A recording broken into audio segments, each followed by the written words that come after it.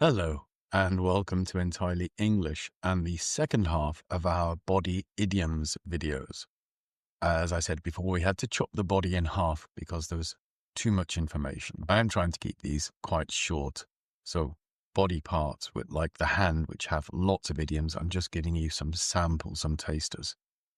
Why body idioms? Why are we looking at these particularly? I did the naval idioms ones because I find them interesting, fascinating. The body part ones I'm doing because if you're studying English, if you're a foreign learner, these are quite simple for you to grasp because you have hands, you have a head, you have shoulders. So you can think, once you've got the name shoulder, then you've got that association, like have the whole world on your shoulders. So it should be easier for you to retain these and use them to improve and enhance your English. So we're going to get back to our video. And here again is our little man. Say hello. Okay, stop that. Now this limb from here to the end is the arm. And the first idiom we are going to look at is to cost an arm and a leg, because we've already mentioned leg. If something costs an arm and a leg, it means it's extremely expensive. Probably goes back to old warfare when they had swords before they had guns. So to go into that battle could cost you an arm and a leg. You would lose an arm and a leg. Just a flesh wound. We say, this car cost me an arm and a leg, like it was a small fortune. To twist somebody's arm is to persuade them. And often it's used in a sort of joking way. Your friend says, oh, do you want another beer before you go home? You say, oh, if you're going to twist my arm, so you're persuading me.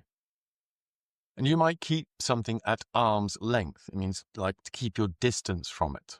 Literally, if you picked up, my sister has dogs, and in Britain you have to pick up their poo when they do it and with a bag and put it into a dog poo receptacle.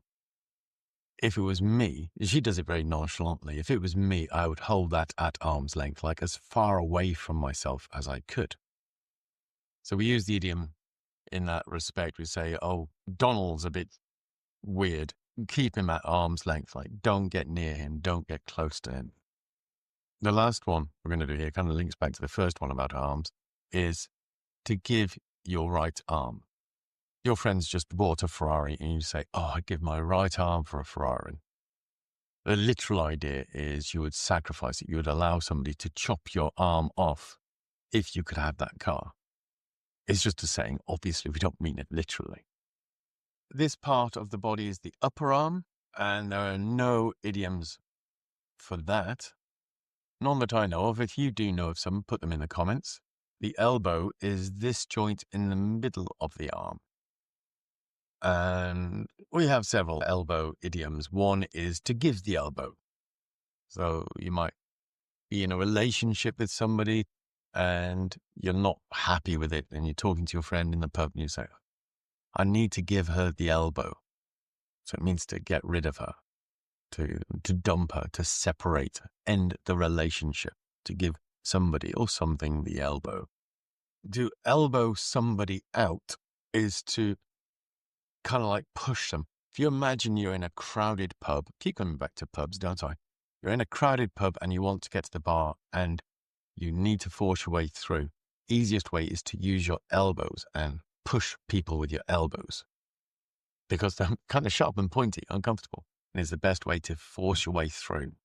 So you elbow somebody out of the way, you elbow through the crowd. Elbow somebody out can also be you're in a company, you want to go up the ranks into a higher position, you need to elbow out the person above you. Get them to lose their job, to be fired for some reason. We have elbow grease. Elbow grease isn't literally grease. It means to put some effort in. So if you imagine you're cleaning your cooker, your oven, and all that burnt on grease, you have to apply a lot of effort, and a lot of the effort goes through your elbow to scrub that grease off the cooker. So we use elbow grease to mean apply a lot of effort. And we can use the phrase elbow room. Normally it's a negative thing. Like there's not enough elbow room here. Again, in that pub, you might say there's not enough elbow room here. And it comes from meals at a table. You should have enough space to move your elbows so you can lift your food to your mouth without hitting other people. So you need elbow room around you. We use the phrase when somewhere is too crowded. I'm not going into that nightclub. There's no elbow room. How can you dance? This part of the body is called the forearm. If you do a Google search, the only idiom you will find, because I couldn't think of one, is forewarned is forearmed. It has nothing to do with the forearm. Forearm is this part of the body. The prefix for means in front. And the armed in this sentence isn't to do with the forearm, it's to do with weapons. So forewarned, if you're warned before something, you can prepare for it. If you're warned before an attack, you can get your swords or your guns and your cannons ready. You can be forearmed, armed, prepared for the attack. Now, the joint between the forearm and the hand is the wrist. There are a few little idioms with this, like a slap on the wrist. Literally, if your child is reaching into the fire, you might slap the wrist. It's just a little hit on the wrist, which makes them recoil and stop doing what they were going to do. If your boss gives you a slap on the wrist, it's not an official reprimand. It's not an official telling off. It is more like a warning. You should not have taken those paper clips home. Don't do it again. That's a slap on the wrist. If somebody's limp-wristed, it is one of these phrases we used to use, not so common now because of our new society, but it meant somebody who was gay or effeminate, limp-wristed. Now, this whole part of the body is the hand. And there are many idioms with hand. We'll just have a look at a few of them. There is to have your hands full. So it means you're very busy. You might say to somebody, do you want to come out for a drink? And they say, I'm sorry, I have my hands full. And it means I've got too much work to do. I'm looking after the kids. I'm cleaning the house. I'm preparing dinner. Too many things to do. To know somewhere like the back of your hand means to have knowledge of somewhere complete. I know Oxford like the back of my hand. I know all the little roads, all the little streets. It is as familiar to me as the back of my hand, which is the part of your hand you see most often, the back of your hand. To give somebody a hand means to help them, or to lend a hand, to give a hand, means to help them. Simple as that. I'll give you a hand. You need to move that sofa? Wait a second, I'll give you a hand. To wash your hands of something. This is actually one that comes from the Bible. When Pilate gave the Jewish community the option to release Jesus, and they decided to release Barabbas, and Jesus was crucified, Pilate went to a bowl of water and washed his hands and said, I now have nothing to do with this. So to wash your hands of something is to end your responsibility or involvement in something. And again, as I said, there are lots with hands, but I'm going to finish the selection here with one from our naval idioms. All hands on deck. Hands was the term used for the people who worked on the ship. Like the deck hands, they worked on the deck. So when the captain called or the boatswain called, all hands on deck, it means everybody, the entire crew should assemble on deck. And we use it when we mean that everybody has to contribute. Everybody has to put in some effort. So Auntie Mabel's coming to visit this weekend, so the house has to be clean, spick and span, so it's all hands on deck. Derek, you wash the windows. Julie, you vacuum the living room. Donald, you go out and play in the garden. Get everybody involved in something. And then, as we've already mentioned, at the end of the hand are our fingers and thumb. First one is keep your fingers crossed. Keep your fingers crossed means be positive, be hopeful, pray that this thing works.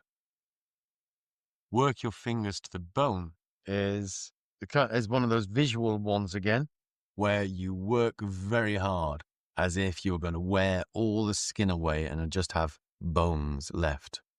Work your fingers to the bone, putting a huge amount of effort. One that Stu reminded me of the other day, butterfingered. If you are butterfingered, you are clumsy. It's like your fingers are covered in butter. So everything you pick up, everything you touch slips out of your hands and falls, maybe breaks on the floor. And you'll often see it in old films from like the 1930s, 1940s. Woman picks up a teapot and it slips and falls and she goes, "Oh, butterfingers." And the last example I'm going to give now is to wrap someone around your little finger, the smallest finger. And to wrap somebody around it means to, control them, manipulate them. Like Jenny just has to smile at David and she wraps him around her little finger. So she smiles and he will buy her that diamond ring, etc. And as I said, we also have thumb on the hand. To be under someone's thumb means to be controlled by them. Dave is under his wife's thumb. He can't do anything without her permission. If something sticks out like a sore thumb, it's very obvious. If you're hammering a nail and you miss it and you hit your thumb becomes large and black, swollen. So that's a sore thumb, and you can see it very clearly. If something sticks out like a sore thumb, it means it's very obvious, very clear. And also with thumb, we have, let's associate it with the fingers. If somebody has green fingers, it means they are good at growing plants. You say, "Oh, Martha has green fingers." It means pretty much whatever she plants grows big and healthy, like great big tomatoes. And the opposite is to have brown thumbs. Somebody's brown thumbs is like every plant they try to tend dies. I'm not saying I have brown thumbs, but I only have to look at a plant and it dies. And there's to thumb a lift. So when you go hitchhiking in Britain and I believe America, not so much around Eastern Europe, I think, we signal we want a lift. We want somebody to stop their car or truck and take us to our destination. We symbolize this by putting our thumb out like this. You hitch a lift or you thumb a lift. And next, move on to head. We have phrases like to be head over heels with somebody. Means to be completely in love. Another one from our naval idiom files is to keep your head above water. So if a ship is going down, you need to keep your head above water to survive. So you might say, "I don't earn a lot in my work, but it keeps my head above water." You earn just enough to survive. You're not going to go on holiday, but you have enough to eat and pay your rent. To bury your head in the sand, this comes from the fallacy that ostriches bury their heads in the sand when they see danger. So that's how it's used, means bury your head in the sand is to ignore things, to pretend they don't exist. Somebody could accuse you of having your head in the clouds. Having your head in the clouds means that you've lost touch with reality. You're living in a fantasy world. The opposite is to have your feet firmly on the ground. It means to be very practical and logical and to face real situations. And on our head, we have ears. You might keep your ear to the ground. Again, you might have seen this in the old westerns where the cowboy gets off the horse and he kneels down on the ground, puts his ear to the ground to hear if there are approaching horses. And it just means to listen carefully. So your friend might say to you, "I need a new car. Could you keep your ear to the ground?" And it means, listen. If you hear of any cars for sale, let me know. If something is music to your ears, it's very pleasant. When I heard that Tony had proposed to Imelda, it was music to my ears. I was very pleased. I was very happy with that. To lend an ear to somebody is to be sympathetic, to listen to their problems. And you don't want those problems to fall on deaf ears, which means people ignore you. They have no sympathy. The last one I'll do with ears, again, there are several, is to go in one ear and out the other. And I hope the information in these videos isn't doing this. It means that you hear it, but you don't retain it. Again, kind of ignoring it, not paying attention. if it goes in one ear and out of the other ear, it's not staying in your brain. Of course, we have eyes. There is the phrase, the eyes are the windows to the soul. I believe that came from Shakespeare. It means when you look in somebody's eyes, you can see the reality of them. To see eye to eye is to be in agreement with somebody. Janice and I see eye to eye on everything. It means we agree on everything. To keep an eye on something is to watch it carefully. I'm going to let the dog in the garden. Please keep an eye on it. Please don't let it run away. Watch it carefully. To turn a blind eye, again, this is one of our naval idiom ones, means to ignore it. If you want to find out the whole story behind that one, look at Naval Idioms T. When I was in Liverpool, the police would often turn a blind eye to small crimes on the street. To cry your eyes out means to sob, to be so tearful, like there's so many tears your eyes are in danger of falling out. Again, there are many more, just doing these few. Next is nose, your nose. We have idioms like to keep your nose to the grindstone. Now, we talked before about having your shoulder to the wheel, pushing that grindstone around. To have your nose to the grindstone is you are bent so far over the wheel, your nose is almost touching it. You're putting in so much effort. How was work this week? It was okay. I just kept my nose to the grindstone. To keep your nose clean means not to get into trouble. He's been out of prison 3 weeks and he's managed to keep his nose clean. He hasn't associated with his fellow criminals again. To poke your nose into something is to interfere, to be, we also say to be nosy. It's like, this is not your business. Keep your nose out. Don't poke your nose into my business. If something is under your nose, it was obvious, but you didn't see it. I was looking for my car keys everywhere, and there they were under my nose on the table all the time.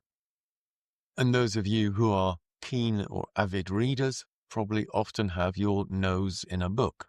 Again, this is a visual one. You're so focusing on what you're reading, your nose is almost touching the pages. He's got his nose in a book. And then, of course, we have the mouth. To mouth off means, or to sound off as well, means to share your opinions with other people, even if they don't want to know it, normally in a loud way. Like Boris Johnson mouthed off about European politics. If somebody is a big mouth, it means they can't keep secrets. They will tell everybody.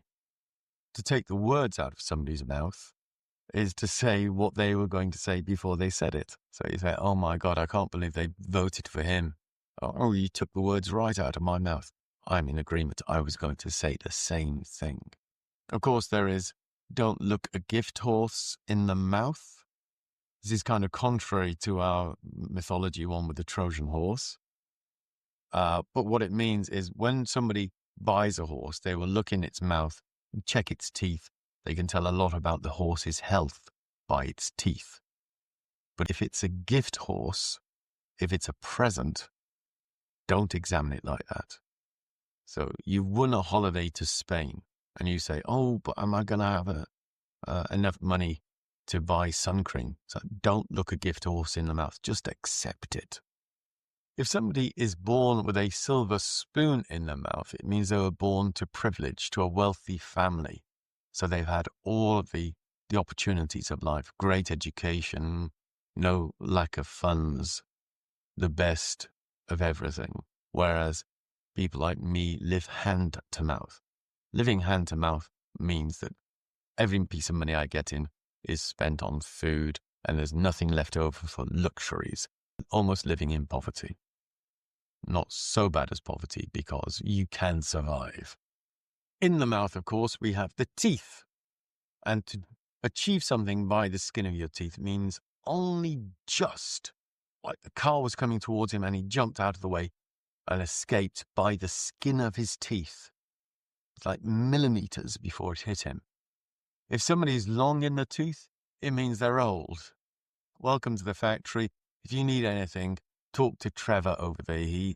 He's a bit long in the tooth because he's been here for 40 years. To lie through your teeth essentially is to lie while smiling. That's the idea. But people know you are lying. You're lying through your teeth. Teething problems. Babies develop teeth and they cause the baby so many problems. They're crying all the time as the tooth slowly pushes its way through the gums. So the baby's teething. And we use the idea of teething problems.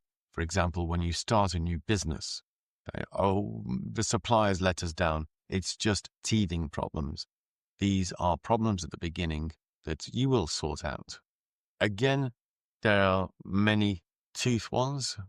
These are just a sample, a selection. Inside the mouth, behind the teeth, is your tongue. And you might bite your tongue, bite it with your teeth. Bite your tongue means to stop from saying what you wanted to say. Like, Trevor was telling me how great Donald is, and I had to bite my tongue. It means I had to stop myself sharing my opinion of that idiot. Phrase cat got your tongue. Again, we had this one in the naval idioms under category C. Cat got your tongue means, why are you being quiet? Why can't you say anything? And this goes back to the punishment in the ships when you were beaten with a cat. So you wouldn't say something in case you were whipped. If something is on the tip of your tongue, it means you can almost remember it. Like, what is the name of that idiot? Oh, it's on the tip of my tongue. What is it? Donald Trump. Yeah. If you set tongues wagging, it means you do something which causes people to gossip about you. The boss was very quick to defend his secretary. The tongues are set wagging. People will start gossiping about the boss and his secretary. But at the bottom of the head, we have the chin. And if you keep your chin up, it means you stay positive. Right? Don't let something upset you. Stay positive. Keep your chin up. To take something on the chin, this comes from boxing. And take it on the chin is like when a boxer is hit on the chin, he should take it and come back fighting. If you take it on the chin, or take it like a man, some people would say, is like you accept it and you keep going. Whereas if somebody has a glass chin or glass jaw, this entire part is called the jaw, it means they're very weak. Like a boxer who's hit in the jaw and is knocked out immediately. So we can use it to say about a situation. When it comes to criticizing his work, he has a glass jaw. Chin wag, different to setting tongues wagging. A chin wag is just a chat, chit-chat. Idle, not important talk. So I stopped on my way home to have a chin wag with Dumbledore. This part of the head is the forehead. Just like we had forearm, F-O-R-E, meaning in front of. So this is the front part of your head, also known as your brow. So you could say somebody has a furrowed brow or a furrowed forehead. It means it's filled with wrinkles, sometimes indicating that somebody is concentrating, thinking very deeply about something. A forehead slap, or face palm as they call it now, is like when you suddenly realize something and you, oh my gosh, you slap yourself on the forehead. If you're lucky, on top of your head, you will have hair. And you really don't want things that will cause you to tear your hair out. This is when things are frustrating or annoying. It's like you grab fistfuls of your hair and wrench it from your head. If something is a hair breadth from something, it means it's very close. Like he was a hair's breadth from being hit by that car. Like it was in not even millimeters, nanometers between him and the car when it swerved. Keep your hair on. This is a phrase people might say to somebody who's getting angry or upset. And it just means don't get angry. You're 20 minutes late for work. Oh, keep your hair on. I'll make it up later. To let your hair down, this means to relax. Unfortunately, it wasn't in the film. It's such a great scene in the books. In Harry Potter and the Goblet of Fire, when Professor McGonagall is saying about the Yule Ball, she says, it will be a good chance for everybody to let their hair down. And Lavender and Favati, I think it is, begin laughing. And it says Harry could understand because looking at Professor McGonagall with her tight bun, imagining her letting her hair down was a bit strange. So let your hair down. It literally relax, have fun. And if something makes your hair stand on end, it means it's frightening. Like going on that roller coaster made my hair stand on end. Or when people scratch their nails down a blackboard, it makes my hair stand on end. All right, I hope those are interesting. You've learned some body parts and you've learned some idioms that go with them. If you have any questions about other body parts or idioms that we haven't covered, do pop them in the comments below. Let me know if you have similar idioms in your language. If you can translate them for us, that would be really interesting. If you enjoyed this, please remember to click the like button. To stay up to date with what's coming next, click subscribe. If you know somebody who might enjoy this, who maybe is studying English and wants to develop their language skills, share it with them, please. And do come back next time. Thanks for your attention. Bye-bye.